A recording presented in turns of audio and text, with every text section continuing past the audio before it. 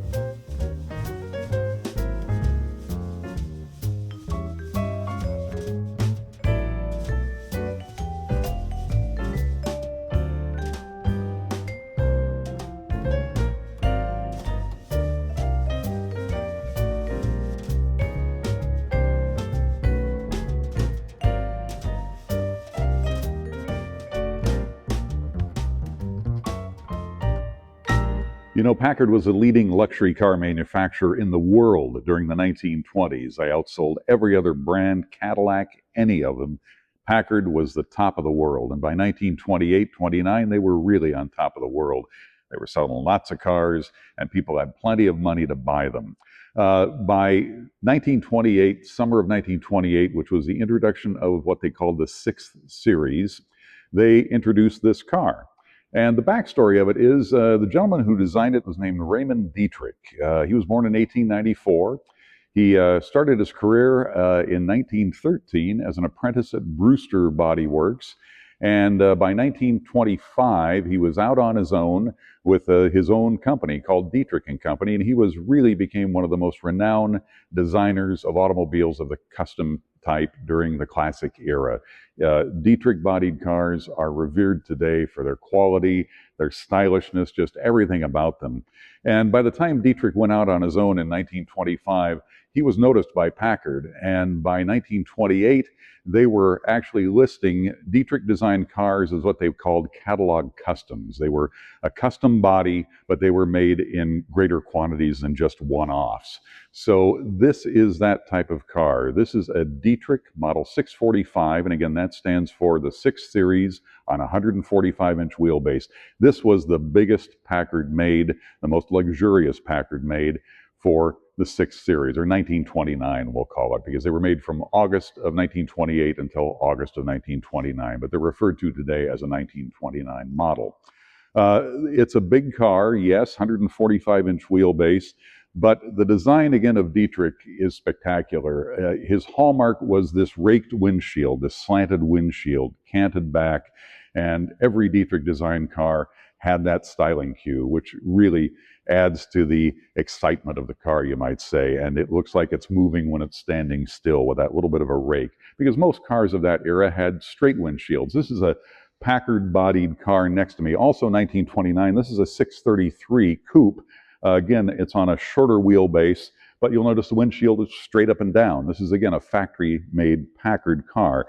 This one was actually made in the Dietrich shops in Detroit, and there's a tag under the seat on the passenger side, brass tag that tells you that.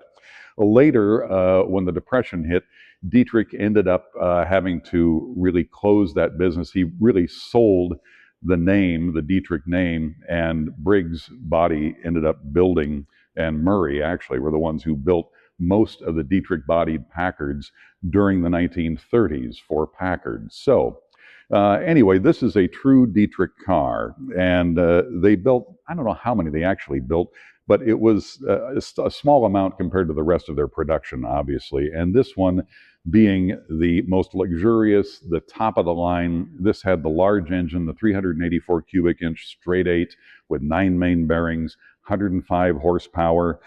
This 633 is a smaller 8 with 90 horsepower. So this was the king of the road for Packard in 1929. And the interesting thing about this car is the story, the backstory, you might say. It was sold originally and went to South America. I don't know who the original owner was, but by the 1970s, it was back in the U.S., and it was in the San Francisco area. And a good friend of mine in Portland, Oregon, George Chobin, was approaching his 50th birthday. He was born in 1929, and in 1978, he started looking for a Packard that was his birth year. So he wanted a 1929. He found an ad mentioning this car, and it was in San Francisco. He talked to several friends of his in the Packard Club in Oregon and decided he'd go down and take a look at it. He went down and looked at it, but he was pretty overwhelmed and disappointed because this car was in boxes. The frame was there. It was pretty complete. There were a few pieces missing, but everything had been disassembled. So it was a giant jigsaw puzzle at that point. George came back and thought about it and said, no, I'm not going to buy it because it's too big of a project for one person. Well, his buddies in the Packard Club, 2 to be exact, a man named John Langslet, another friend, Dave McCready, convinced George that if the 3 of them went together, they could restore this car. John had the technical know-how, as did George, and Dave was a great body and paint man. So between the 3 of them, they felt they could do this. They bought the car in 1978, and they set out on what would be about a 2-year restoration, because each of them had full-time jobs. So they worked on this in their off hours. And the care and the work they put into this car shows. And it's remarkable because it took them a couple of years until about 1980 is when this car was finished. And each of them wanted to buy it from the other ones. They wanted to buy the other ones out because they kind of went into this as partners.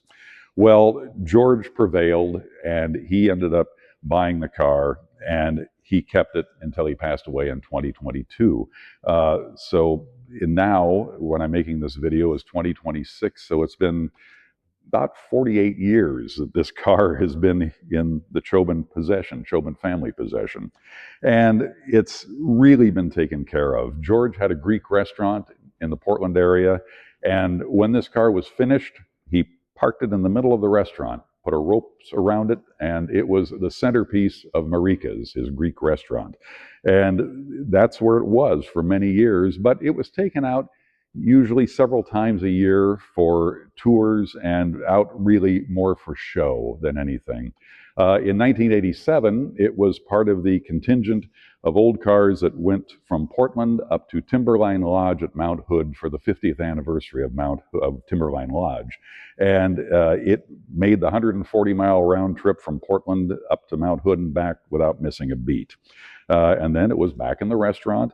And then in 2009, again, by that time, this is about a 30-year-old restoration, the car was featured as the feature poster car for the Forest Grove Concours d'Elegance, which is one of the oldest concours in the West Coast, second, I think, only to Pebble Beach.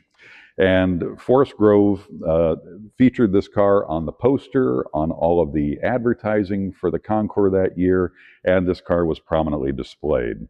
And I remember that very well. And I have a picture I took actually of George and his wife Susie with the car, and they're beaming. They really just enjoyed this car.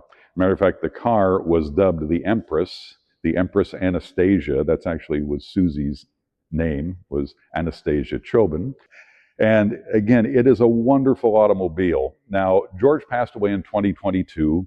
The car shows 191 miles on it right now. It did not get a lot of use when George had it. Again, it was always taken care of, always in a climate-controlled environment, so it was really a nice car. However, mechanically, when I got the car, we went through it, and we spent close to $10,000, and not on anything major. It was just refreshing things that needed to be done. It needed new tires, put tires on. The one major change we made was the carburetor. The carburetor that was on the car was a 29 Packard carburetor. They used in the early part of 1928, the early part of the 6 Series, they used either a Johnson carburetor or an early Detroit lubricator carburetor. And by mid-year, they changed over to the Detroit lubricator Model 51 carburetor, which was the one that was used on most big cars of the classic era up through about 1935. And it was used by Cadillac and Packard and a lot of the other manufacturers who made cars with large engines that needed to be fed the fuel. Finding one of those today is extremely difficult, an original one, but I knew the carburetor should be replaced. Luckily, a friend of mine, Scott Henningsen, down in the San Francisco Bay Area, makes a reproduction Detroit Lubricator 51 carburetor. It's absolutely gorgeous. It is better than the original. It's all machined out of one solid piece, and it is just a labor of love for Scott. They're not inexpensive, but again, there is so much hand labor in this, and that accounted for some of this $10,000 expense that we put into this car. And now it starts easily, runs well, just kind of does everything you'd want it to do. Again, it's a big engine. It just does what it should do and goes right down the road, though, and it's really a pleasure to drive. And we'll take a test drive in a few minutes, and you'll see that. But other than that, I think we should take a look inside, and I can show you some more of what made this the deluxe car that it was back in the day. If you're wondering what the term dual cowl means, well, this is it. The front cowl is the one that's right in front of the windshield. That's the first cowl. The second cowl is right here, and that's behind the front seat and between the rear passenger seat. What it was a design to, again, streamline the look of the car and also not blow the people out of the back seat, because it had an integral windshield, which is made to release. You can fold it down like so. And then for people to get in, you will unlock the cowl, and there's a little handle down here. It's on both sides, and you can raise it up just like that. Then to get in the car, you open the door on the sides, and there you are.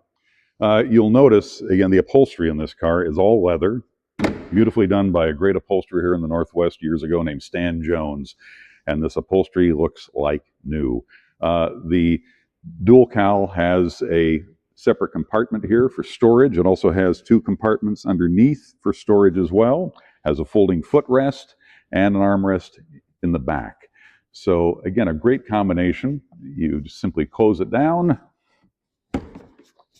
There we are. Your window comes up and you lock it in place, and there you are. Again, a great design. Now, let's take a look now in the front compartment. The front compartment is as luxuriously appointed as the rear one. Same leather, beautiful leather in the front compartment. The dashboard is wood, again, lovely, well refinished. You have wind wings on each side, which keeps some of the breeze from hitting you as you're driving down the road. Has a windshield wiper, single one here. The instrumentation is pretty simple across the board. We'll start from left to right. You first of all have the speedometer and the odometer. You next have the temperature gauge. In the center is the gas gauge, which is about the only thing here that's not working of the instruments here. It's a King Seeley gauge, which I've talked about before. They're a hydrostatic gauge, and it almost looks like a thermometer, but over time, the dye fades out, and they're hard to read, or you can't read them. What I do, I have a stick, which I stick the tank with, just like you would do with a Model T, and it works just great. And this is a big gas tank, too. It's, I believe, a 20-gallon tank, so it'll take you down the road quite a ways. Below the gas gauge, you have the amp gauge, and up here you have the oil pressure gauge, and finally you have the clock over here. And clock also is not functioning at this point. It's a Waltham, and I think it might have been overwound at some time in the past. Controls on the dash, you have the spark lever, which if you're starting, in some conditions, you'll pull it out. I really have never done that. The spark is advanced and it starts really easily. The choke is here. You'll pull out the choke lever, and that will, of course, choke the engine. And when it starts, you simply push that in and it'll smooth out the running. Once it's warmed up, you push it all the way in and you'll be ready to go down the road. There is a cigarette lighter here, which I have not tried. The starter button is on the floor, and it has the accelerator pedal on the floor. You also have an accelerator here, a throttle control, and that allows you to warm up the engine, get out of the car without having to have your foot on the gas if it's a cold day. Your headlights are controlled over here, and you have, again, a cowl light, parking light, then a high beam and a low beam, and that's it. It's pretty simple. It's, again, a nice package. It's a 3-speed transmission on the floor. These are straight-cut gears in 1928-29. So you need to time your shifting, which is easy to learn, really. Again, you just let it rev down, try to match your engine speed with the transmission speed, depress the clutch, and shift. And you can double clutch, too, if you like. If you're an advanced student, we might say, who's driving these. But again, people drove them in 1929, and you can certainly drive it today. That's pretty much it. And again, I think we should take it out for a drive.